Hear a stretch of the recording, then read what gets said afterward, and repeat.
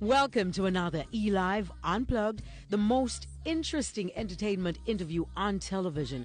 He started as a child star in the music. We're speaking, of course, with Kareem Dawkins. You know him as QQ. Mega hit in 2006. #1 single in over 17 countries. Sing it, Nabaz. What you gonna say, what you gonna do? Hey, I like the way you move. I like the way you groove.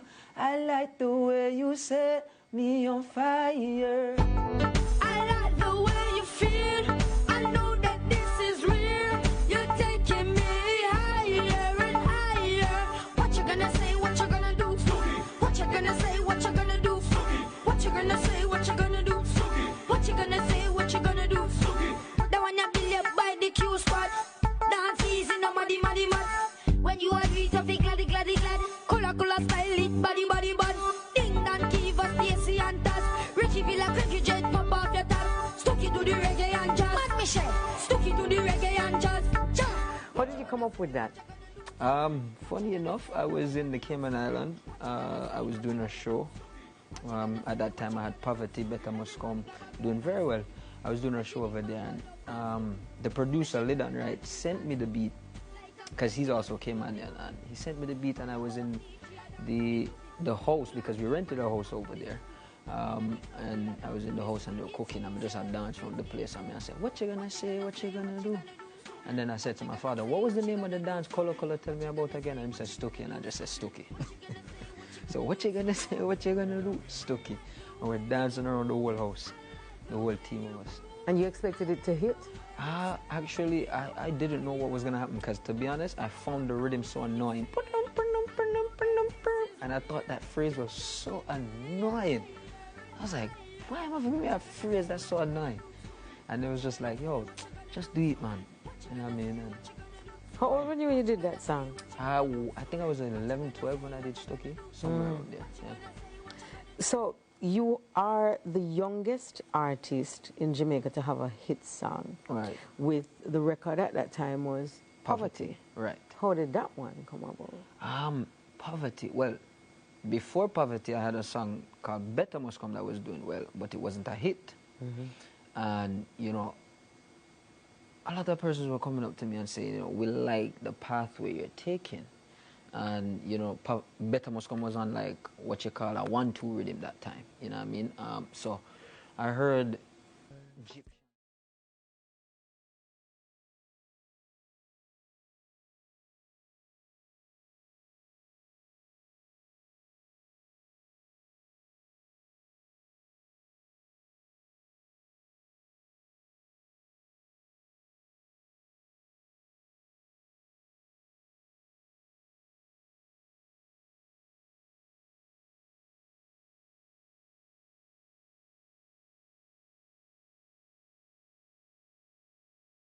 I'd always seek my father's advice, and we had like a lot of writers around me, and I'd seek their advice. What do you think, you know? And they would give me their input, and we just came up with Poverty, yeah, yeah. And really and truly, I had no lyrics for that part, so I was just like, yeah, yeah, I want your name Poverty. And that's how that came about, you know what I mean? And we had input from different persons that was in the surrounding, and yeah. How did you get started in music, particularly at such a young age? I was living in the UK. I performed for, actually I wrote a poem, and the mayor of London at the time, which was Ken Livingstone, he signed it and sent it back to the school, which was like a major thing for me. I remember when the mayor of Lewisham also, Steve Bullock, came to visit the school, I got a medal, and after that I got the opportunity to perform for the Queen. And we performed in the To perform the what, choir. the poem? No, we performed a song as a choir from the school for the Queen. So you had been in school singing? Right. At what age that time? In the UK. I definitely know it was before 10. I can't even remember what age I started. You remember the UK. poem that you wrote? The poem I wrote, I can't remember it.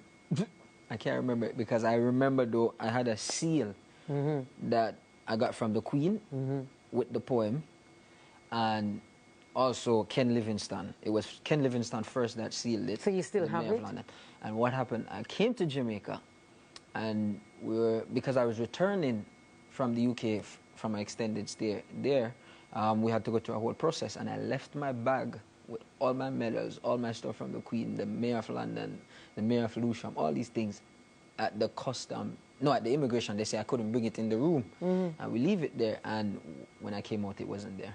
What do you mean? And years upon years, I've been going back like every year, like, did they ever find it? I was so upset. So upset, like, all my stuff. You know what I mean? I found a picture of Catford Theatre when I performed there. The Queen's daughter was there that time. Princess Anne, I believe, was there. When I got to perform for the Queen, however, was when the Olympic torch came to London. And that's how I always remember when it was. You're watching eLive Unplugged. We take our first commercial break. More with QQ about the music and high school on the other side.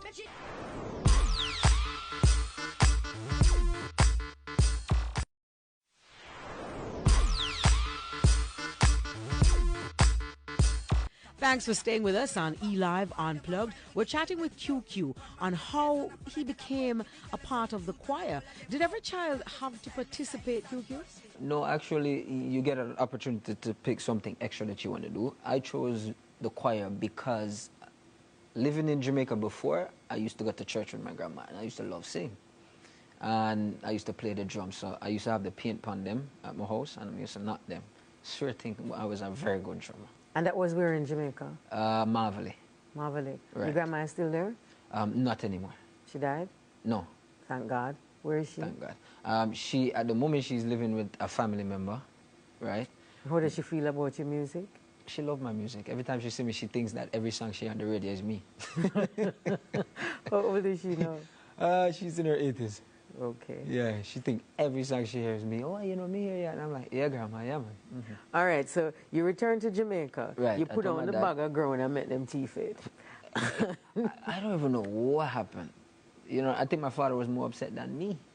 You know what I mean? Because everything was in that bag. We make sure not to check on that bag because we know all of the important stuff in that bag there. You know what I mean? Who's your father? My father is my manager. They call him GQ. Right. So I told him I wanted to come back to Jamaica because I'm like, listen, I want to do music. I'm a Jamaican kid, so more I embrace my culture. I want to embrace where I'm from. So that's how I came back to Jamaica, and my father said, all right then. One day he saw a girl, and he decided to drive her down. But by the time he reached, she disappeared. And they were so lucky that I was across the road from Bobby Digital Studio. And he said, oh, you say you want the music? No, let me carry you over Bobby Digital Studio and see if Bobby there. Bobby wasn't there at the time, but Calibud was. Calibud said, you know, we talked to Calibud, and it just so happened that Calibud bring me into the studio to vibe. And I see what I made of. The idea, never know the use of her came about. You know, I said, never know the use of our little youth like you. Go over and write it and come back and take. You did just that. That was the beginning. Okay. Now, I have to go back to when you say your father see a girl and drive her down.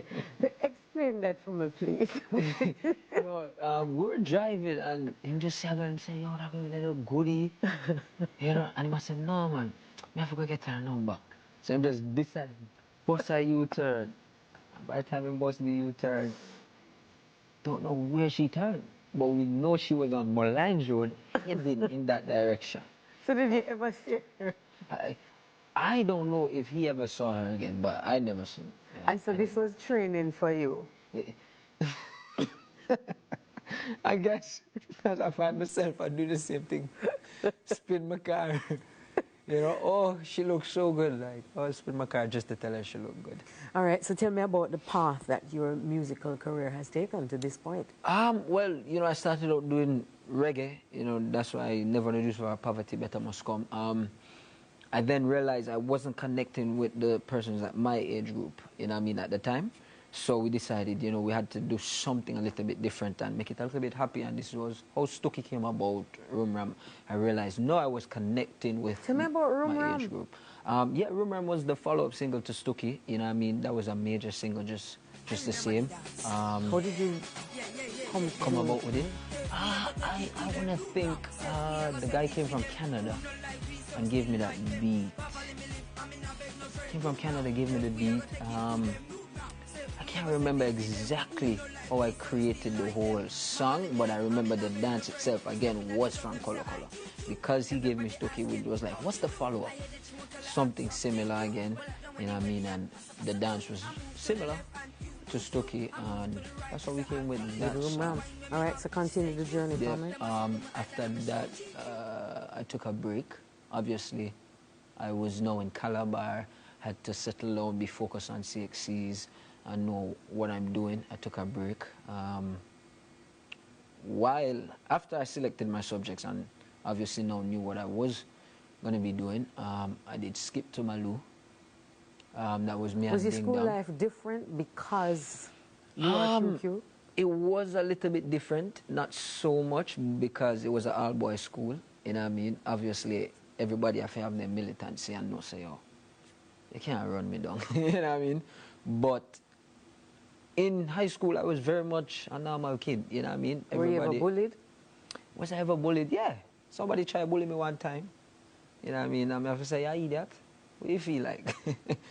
Boy, he want my lunch money. I say, wow, what? Bruh, don't be stupid. You can't get my lunch money.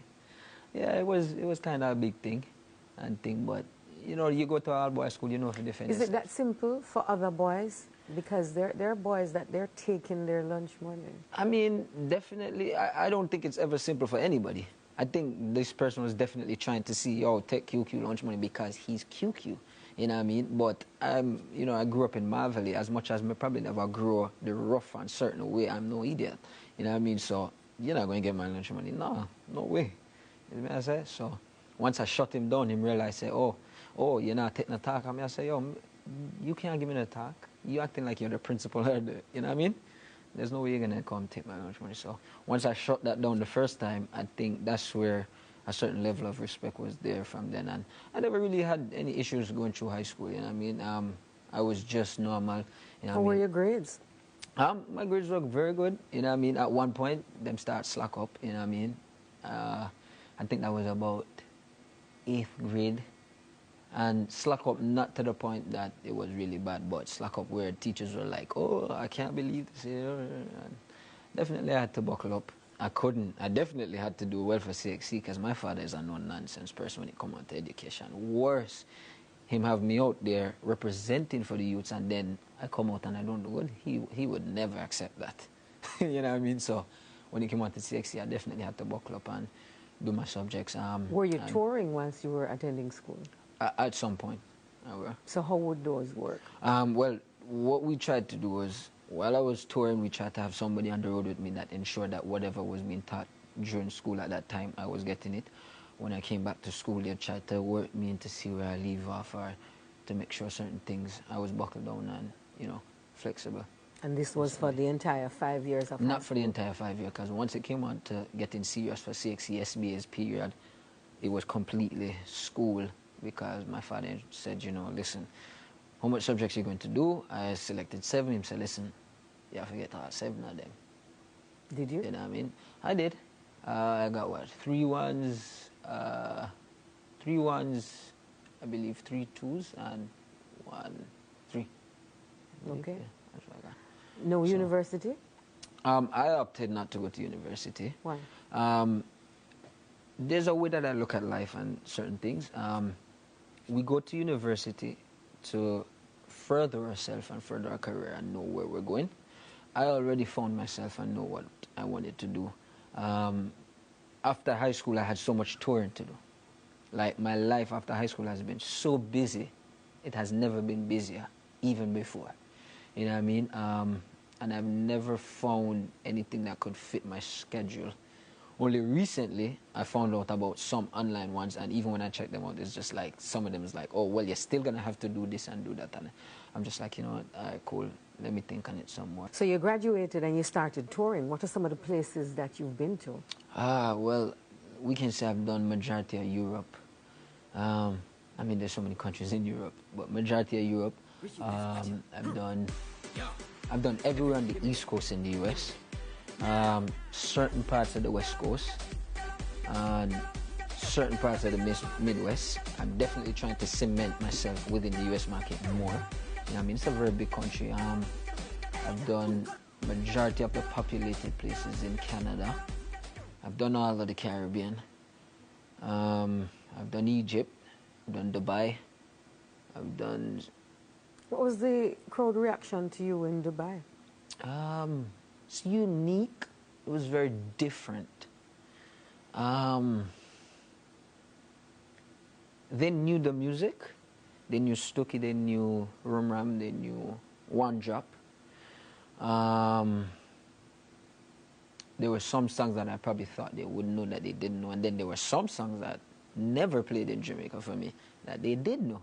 It's another stimulating episode of eLive Unplugged. This one is with QQ. We take our final break, and on the other side, you don't want to miss a minute.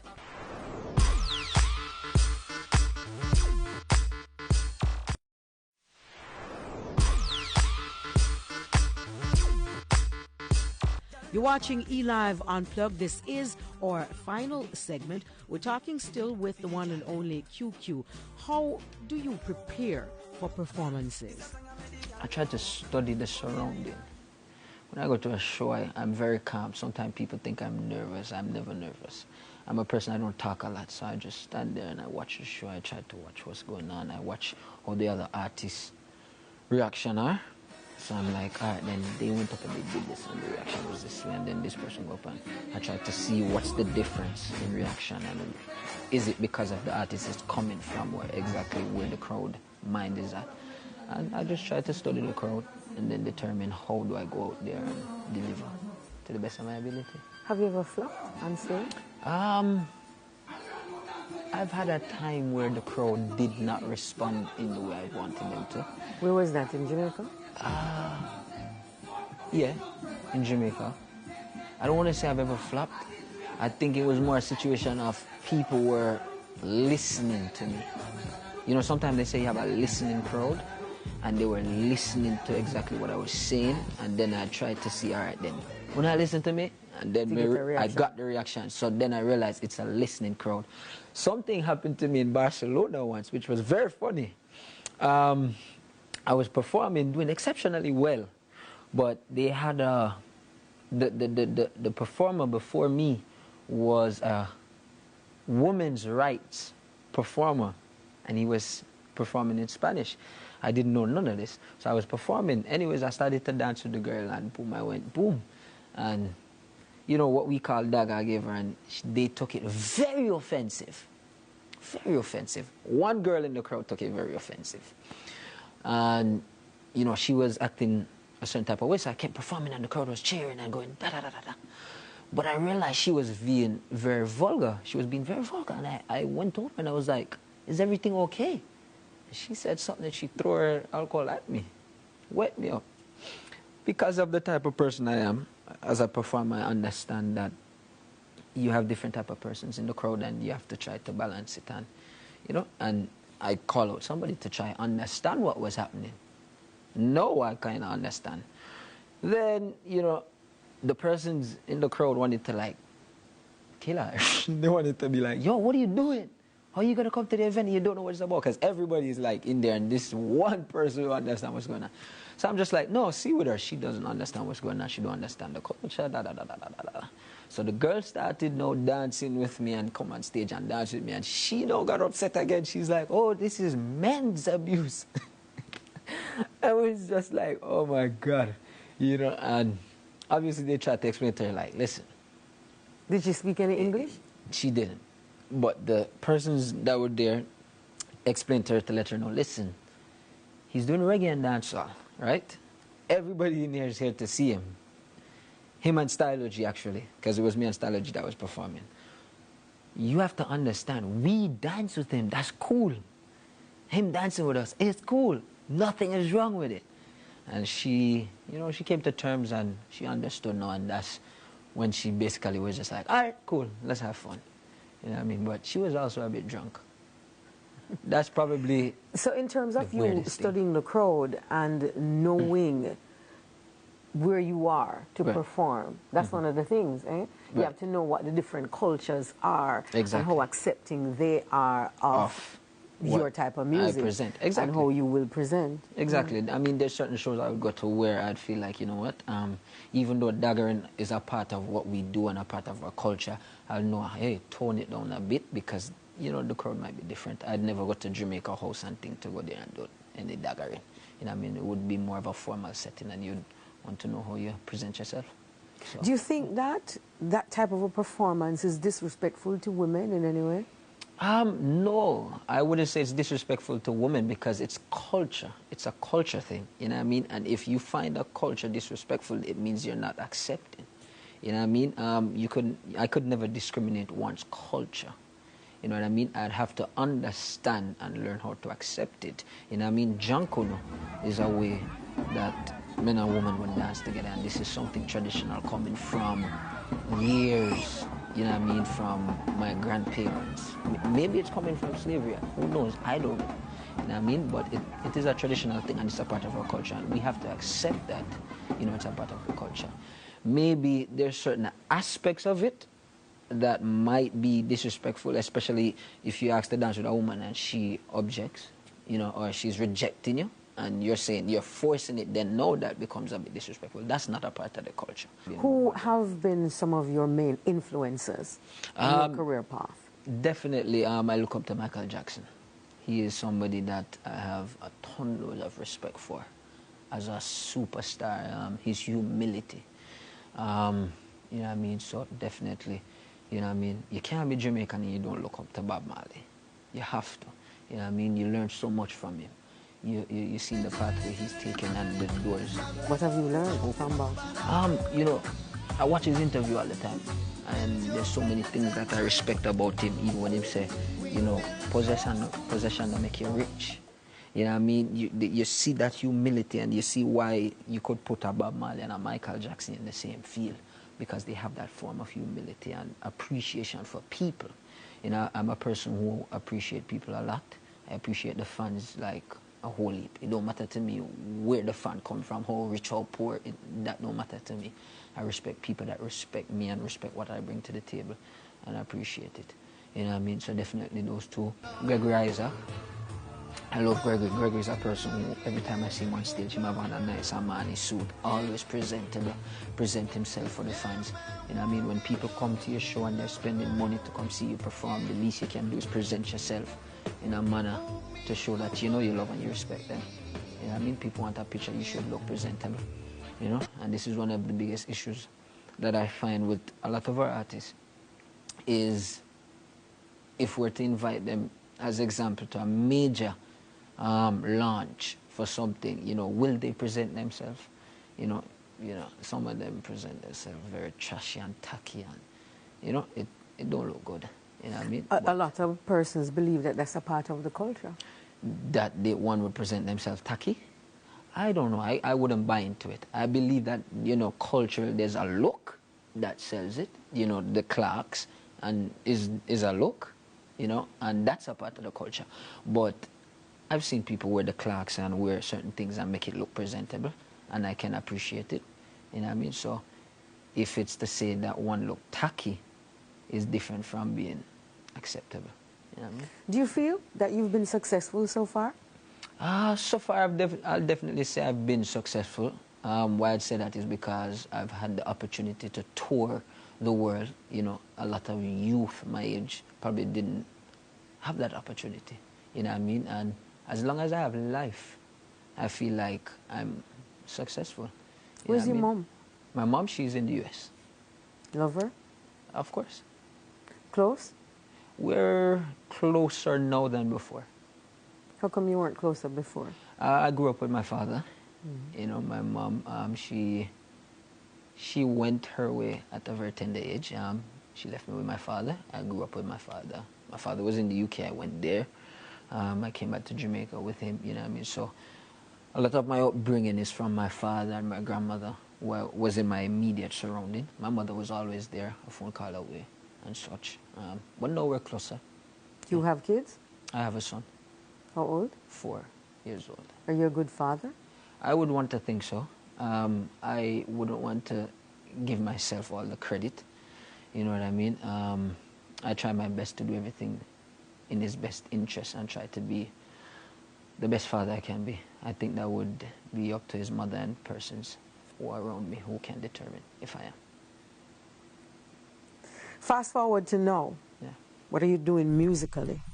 Well, musically, no. I have a brand new track out called Boom.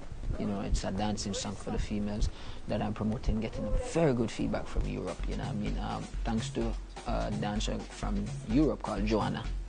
She's very huge in Europe. She's been doing a lot with it, and she's starting the QQ Boom routine. That's also a hashtag now on social media.